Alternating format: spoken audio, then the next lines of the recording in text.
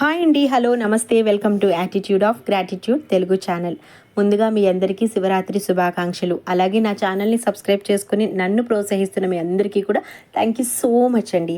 అలాగే శివరాత్రి రోజున మనం జాగరణ అలాగే ఉపవాసం ఉంటామన్న విషయం అందరికీ తెలుసు. జాబ్స్ చేసుకునే వాళ్ళకి లేకపోతే పెద్దవారికి కుదరచ్చు, కుదరకపోవచ్చు. అయినా కూడా నేను చెప్పేటటువంటి చిన్న చిన్న పూజా విధానాలు మీకు చాలా ఈజీగా చేసుకోవడానికి అవుతాయి. అలాగే మీకు ఏదైనా ప్రత్యేకించి ఒక గ్రహ ప్రభావం కనుక ఉంటే దాని రెమెడీస్ కోసం ఇప్పుడు నేను చెప్పే వాటిని మీరు ఈజీగా ఫాలో అవ్వచ్చండి. దాని వలన మీకు మంచి ఫలితాలు ఉంటాయి. శివరాత్రి రోజున స్టార్ట్ చేసి 11 వారాలు 21 వారాలు అనేది మీరు ఈజీగా పెట్టుకోవచ్చు.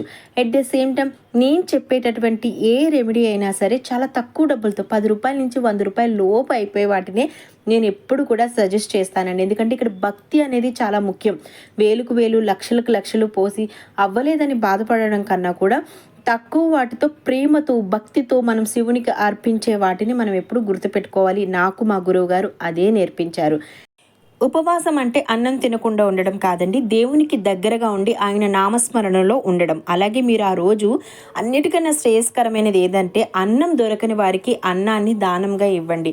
ఎక్కడైనా గుడుల్లో లేకపోతే ప్రత్యేకించి అన్నదానం చేసే వాళ్ళు ఉంటారు, వాళ్ళతో మాట్లాడుకుని అన్నదానాన్ని చేయండి. అలాగే ఆయనకి అత్యంత ప్రీతికరమైనది బిల్వపత్రం, దాన్ని ఆయనకి సమర్పించండి. ఇక మీరు పచ్చి బార్లీని తీసుకొని పాలల్లో వేసి ఒక 15 నుంచి 30 నిమిషాల వరకు దానిని నానబెట్టండి. అలా నానబెట్టిన పాలు ఏవైతే ఉంటాయో పాలను తీసుకొని మీరే స్వయంగా శివుని మీద అభిషేకం చేయండి. ఈ పాలతో అభిషేకం చేయడం వల్ల ఏమైనా సర్పదోషాలు కానీ నాగదేవతకి సంబంధించిన దోషాలు కానీ ప్రత్యేకించి రాహువు కేతువు ప్రభావం మీ మీద మరీ ఎక్కువగా ఉన్నప్పుడు, అలాగే శని భగవానికి సంబంధించినటువంటి ప్రభావం కూడా మీ మీద ఉన్నప్పుడు చక్కగా తగ్గిపోతూ వస్తుంది.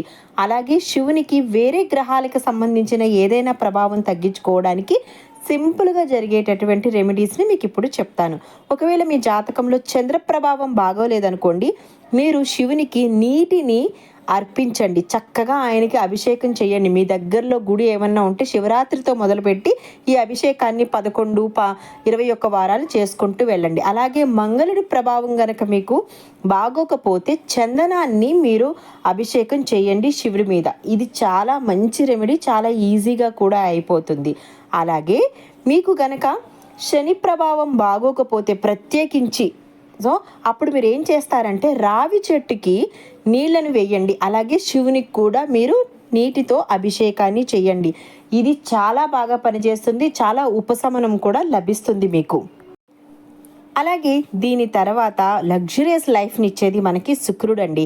ఆయన ప్రభావం కనుక తక్కువగా ఉంది అనిపించినప్పుడు నీటిలో మీరు చక్కెరని కలిపి ఆయనకి అర్పించండి. ఎవరికి? శివలింగం మీద మీరు అభిషేకం చేయాలి. శివునికి అర్పిస్తే శుక్రుడు కూడా ప్రీతి చెందుతాడు. ఆయనకి ఇష్టమైన దైవం శివుడు అన్నమాట.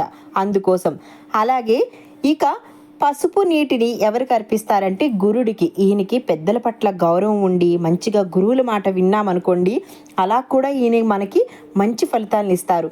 అయినా సరే శివలింగం మీద మనకి పసుపు నీటితో గనక అభిషేకం చేస్తే ఆయన ప్రసన్నం అవుతారు. ఎప్పుడైనా డబ్బులు లోటున్నా, డబ్బులకి ఎక్కడైనా వచ్చి రాకుండా ఆగిపోతున్నట్టుగా అనిపిస్తే కనుక ఇలా చేయండి. దానితో పాటు అరటి చెట్టుకి నీటిని సమర్పించడం మొదలు పెట్టండి.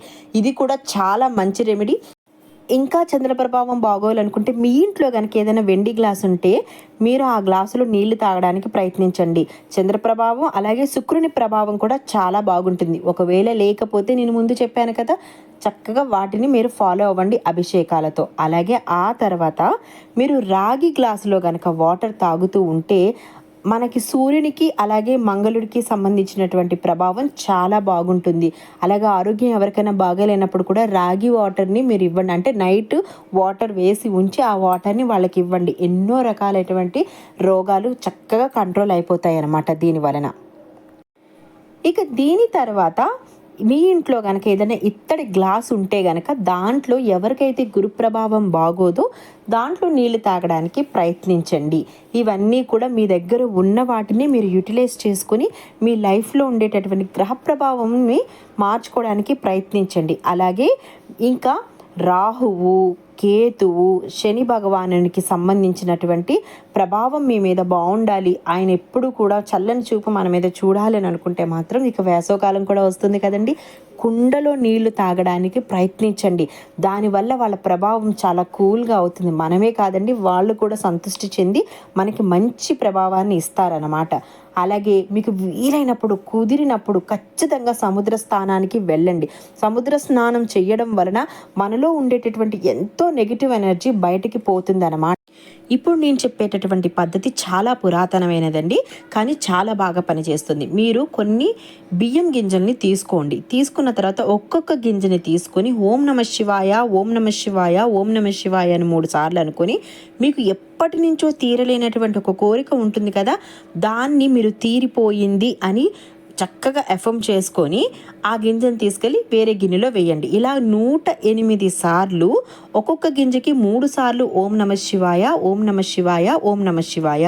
ఇక నుంచి మా అబ్బాయికి మంచి జాబ్ వచ్చేసింది, చక్కగా శాలరీ తీసుకొని తను లైఫ్ని సెట్ చేసుకున్నాడు, ఇలా అనమాట. మా అమ్మాయికి పెళ్లి కుదిరిపోయింది, మంచి సంబంధం దొరికింది, మా వారు బిజినెస్లో లాభాలు గడిస్తున్నారు అని ఇలా అంటారనమాట. ఇలాంటి కోరికలు ఏవైతే ఉంటాయో అది మీ కోరిక ఏదైతే ఉందో దాన్ని చెప్పుకోవాలి. ఒక గింజ తీసుకోవాలి, ఓం నమ శివాయ, ఓం నమ శివాయ, ఓం నమ శివాయ, ఆ కోరికను చెప్పుకొని ఆ గింజను తీసుకుని వెళ్ళి వేరే గిన్నెలో వేయండి. ఇలా అన్ని గింజలు అయిపోయిన తర్వాత 108 బియ్యపు గింజలు అయిన తర్వాత వీటిని మర్నాడు, అంటే ఎప్పుడైతే శివరాత్రి అయిపోయాక మళ్ళీ మనం అభిషేకం చేస్తాం కదా, అభిషేకం చేసేటప్పుడు శివునికి అభిషేకం చెయ్యండి. అప్పుడు మీ కోరిక చక్కగా నెరవేరిపోతుంది. అలాగే అన్నపూర్ణాదేవి అనుగ్రహం అద్భుతంగా ఉంటుందండి.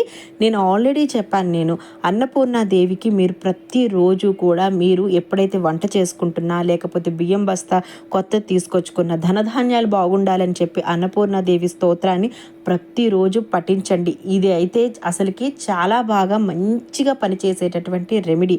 మీరు ఎప్పుడు కూడా నెగ్లెక్ట్ చేయొద్దండి. అన్నాన్ని ఎప్పుడు వేస్ట్ చేయొద్దు.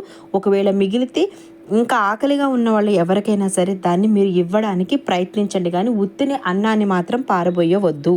ఇక ఇది కూడా చాలా మంచి రెమెడీ అండి. ఎవరైనా దీర్ఘకాలికంగా రోగాలతో గనక మీ ఇంట్లో బాధపడుతూ ఉంటే గనక ఒక గ్లాసులో నీళ్ళు తీసుకోండి. రాగి గ్లాస్ అయితే చాలా మంచిది. ఈ మంత్రాన్ని, మహామృత్యుంజయ మంత్రాన్ని 108 సార్లు మీరు చదవండి. ఆ గ్లాస్ని మీ ఎదురుగుండా పెట్టుకోండి. ఆ మంత్ర ప్రభావం ఆ గ్లాసులోకి వెళ్తుంది కదా, అప్పుడు శివరాత్రి రోజున వాళ్ళు ఒకవేళ ఉంటే జాగరణ ఓకే, లేకపోయినా కూడా ఉండొద్దని అయితే చెప్పండి. ఎందుకంటే దేవుడు అలాంటి వాటి గురించి అసలు ఏమీ పట్టించుకోడండి. భక్తిగా ఓం నమ శివాయ అనుకుంటూ వాళ్ళు ఉండమనండి. అలాగే మీరు ఇంట్లో ఆరోగ్యం బాగున్న వాళ్ళు, ఎవరైతే వాళ్ళ ఆరోగ్యం బాగుపడాలని కోరుకుంటున్నారో వాళ్ళు రాగి గ్లాస్తో మీ ముందు నీళ్లు పెట్టుకొని మహామృత్యుంజయ మంత్రాన్ని 108 సార్లు చదివి ఆ వాటరు ఆరోగ్యం బాగోలేని వాళ్ళకి ఇవ్వండి. వాళ్ళు తాగుతున్నప్పుడు కానీ మీరు వాళ్ళకి ఇస్తున్నప్పుడు కానీ ఇదే ఇంటెన్షన్ని మెయింటైన్ చేయండి.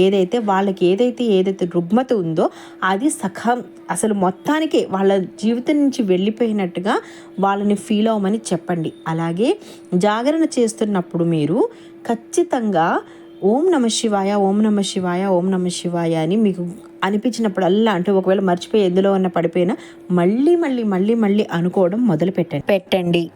ఇవన్నీ పెద్దవాళ్ళు చాలా బాగా పాటిస్తారు, వాళ్ళందరికీ తెలుసండి. కానీ ఇప్పుడు జనరేషన్ వాళ్ళు ఎవరైతే ఉన్నారో వాళ్ళు కూడా ఈ మధ్య సనాతన ధర్మం గురించి తెలుసుకొని చక్కగా పాటిస్తున్నారు. అలాగే మీరు కనుక జాగరణ ఉండాలి అని అనుకుంటే రీల్స్, సినిమాలు చూడడం మానేసి ప్లీజ్ దయచేసి శివపురాణం కానీ శివునికి సంబంధించిన వీడియోస్ని చూసి ఆయన గురించి తెలుసుకోండి. అలాగే దయచేసి ఈ వీడియోని 10 మందికి షేర్ చేయండి. ఇందులో చెప్పినటువంటి రెమెడీస్ ఎంతోమందికి ఉపయోగపడవచ్చు. దానివల్ల వాళ్ళ లైఫ్లు చాలా బాగుంటాయి. ప్లీజ్ దయచేసి ఈ వీడియోని షేర్ చేయండి. అలాగే నా ఛానల్ని సబ్స్క్రైబ్ చేసుకున్నందుకు థ్యాంక్ యూ సో మచ్ అండి.